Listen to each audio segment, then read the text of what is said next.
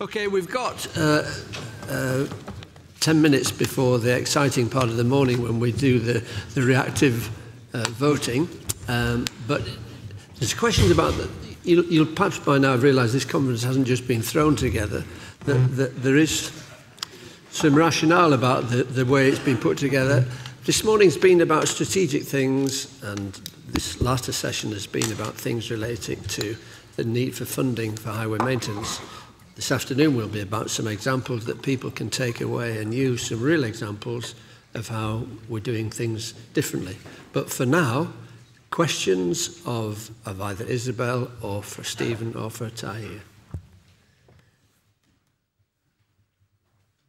As before, if you could stick your hand up. There's the one at the back, please.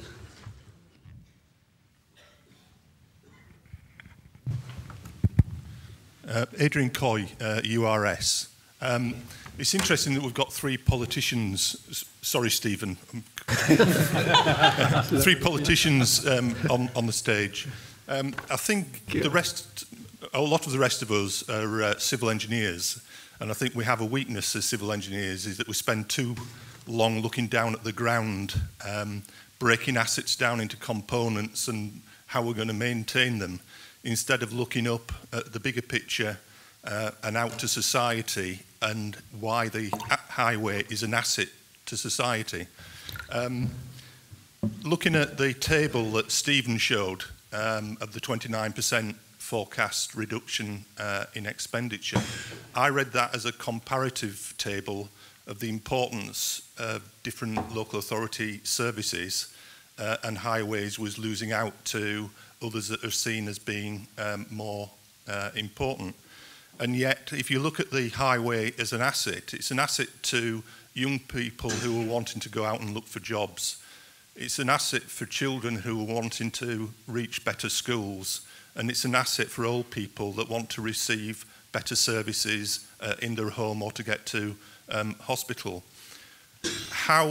What is the advice of the politicians of how we as engineers can be more politically astute in raising the importance of highways in that table of relative importance of local services?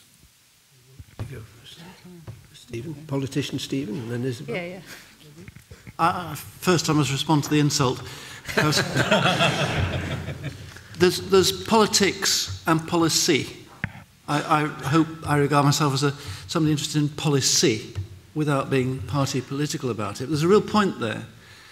As I said, like a lot of us, I try and develop a view about policy on the basis of evidence.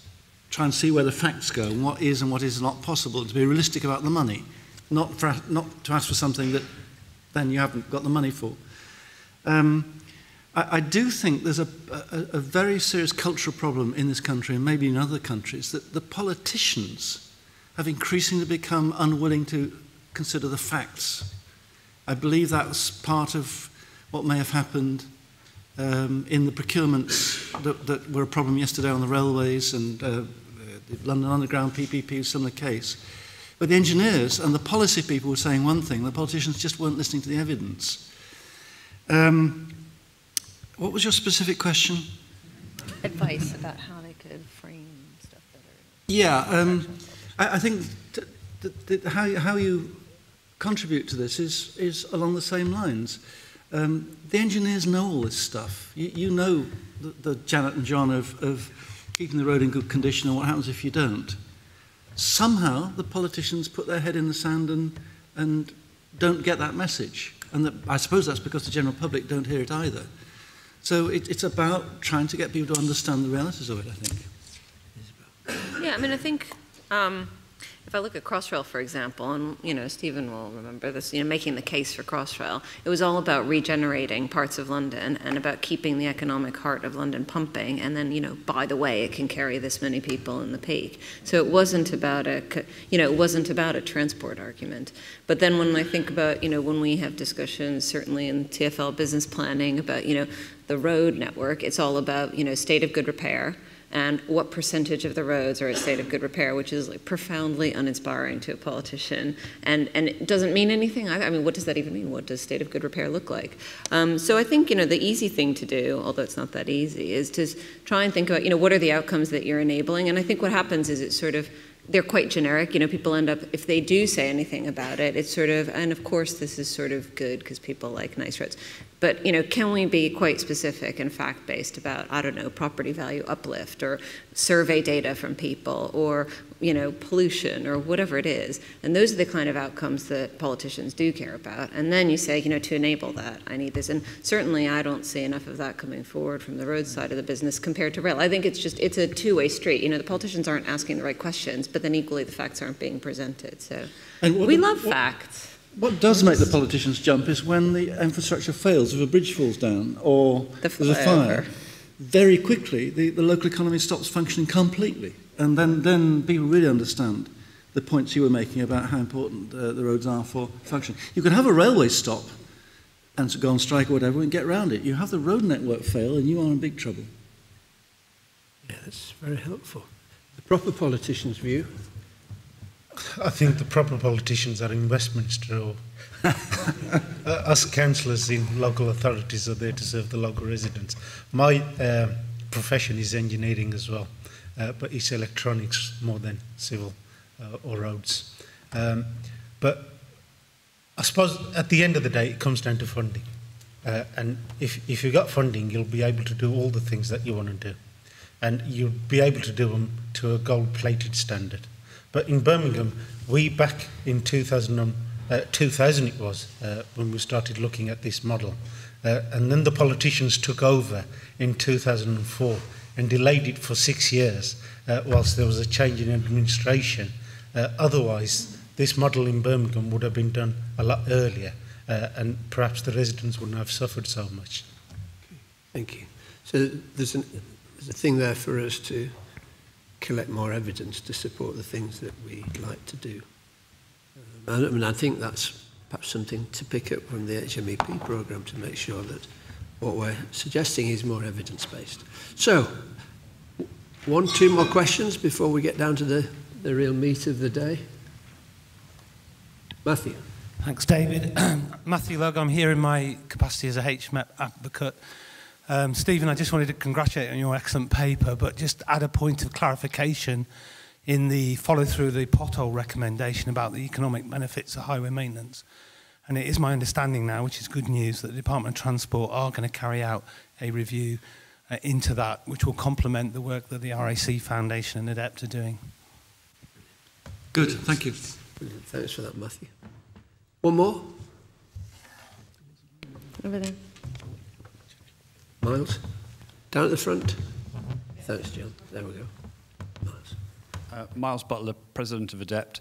I just wanted to come back to this wider strategic point that Stephen touched on in terms of where the funding's coming from, or indeed where the funding is being squeezed, more importantly. And that graph that you showed is very familiar to those of us who work in local government, where there's this massive reduction in local government funding generally, and the squeeze that's likely to put onto our sector.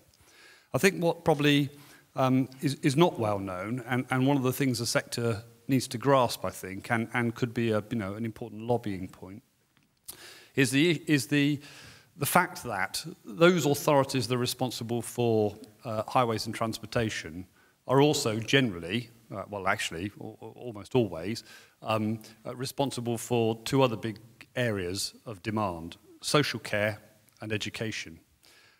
And it used to be the case that it was education, really, that gave the squeeze on local government budgets.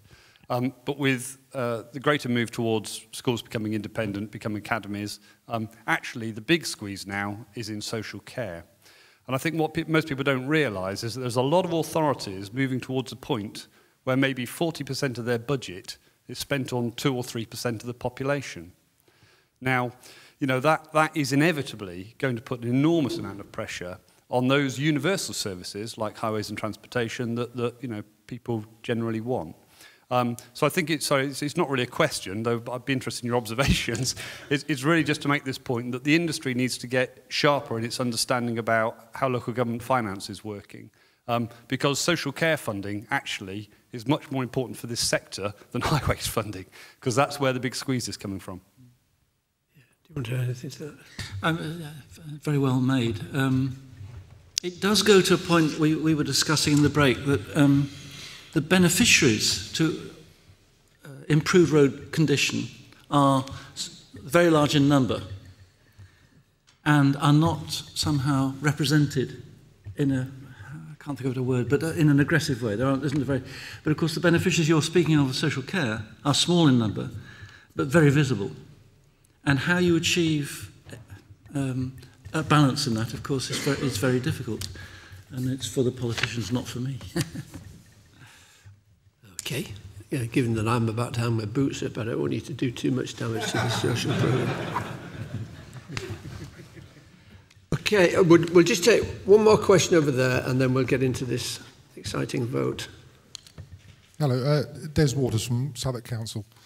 It seems to me there's possibly two users of our highways in Southwark who could be paying more, and that's namely the people who run their services underneath it. One of the biggest degraders of the condition of our highways comes from the statutory undertakers, and I know you've got the task force in place now, but I really would push Isabel for you to push hard back on the stats to get their act together. It seems to me they're quite happy to take fines from local authorities as a part of just their run-of-the-day expenses without actually putting due care for what how they complete their works.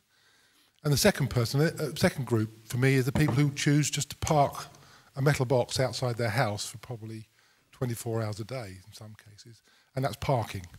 And so my question for both panellists are really, to what extent can the statutory undertakers and the people who use the roads to park their cars on pay more? Minister? Yeah. Well, as you know, we've got lane rental now in London since June, and because of the games, we haven't really been able to get a sense of what the impact is, since obviously we had the roadworks embargo over a big part of the network during that time. But I have to say, I was just out with SGN actually for half a day with their chief exec maybe a week and a half ago. And it is having, I mean, that was very reassuring because it is clearly having an impact, certainly on the way in which they're looking at conducting their works. Because, just to give you an example, the first 24 hours you don't pay for lane rental. And so suddenly there's a load of work that they would have done in 2 to 3 days that they're suddenly trying to jam into 1 day, which obviously is, broadly speaking, good.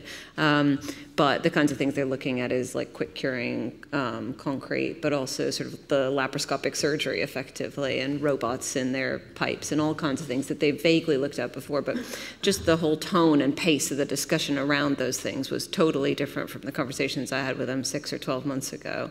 So I think that's reassuring, although it doesn't go to the reinstatement point that you're making. And I do think certainly in London we're now almost at the point where every borough has got permitting. I think in the next couple of months that should be in place. And I would say that the permitting is applied very variably across London, and we probably need to look at what conditions the different councils are requiring in permitting in terms of reinstatement, and there's probably some more work we could do jointly on that front. I mean, parking, I don't know if I'm best placed to comment on that, since we control 5% of the roads and you guys control 95% of the roads. Right back at you. But yeah, I think it is. I mean, it's a debate in London that has never really happened because everybody's like, oh, that's that other guy's problem. So I'm very keen that we have a kind of proper discussion about it it's quite a sensitive area where as soon as the mayor says anything about it, all the boroughs say, well, don't you tell me what to do with my parking. So I think there's a debate to be had there that I'm sure can be conducted in a friendly and productive way. Where's Martin? He's here, so. It's in the box called "People should pay for what they use" in my mind, and parking is a use of land, and people should in some way be paying for that land. But then you need to have a discussion about the payment mechanisms, as I think that's what you're indicating. And we just don't do that in this country. You are paying for vehicle excise duty. You are paying in places the parking zone charge. You are paying specific charges for public parking space, and you're paying all that fuel duty. So, to what extent are those charges for the land you're using, and to what extent should the rates of charge be adjusted to achieve what you're wanting to achieve?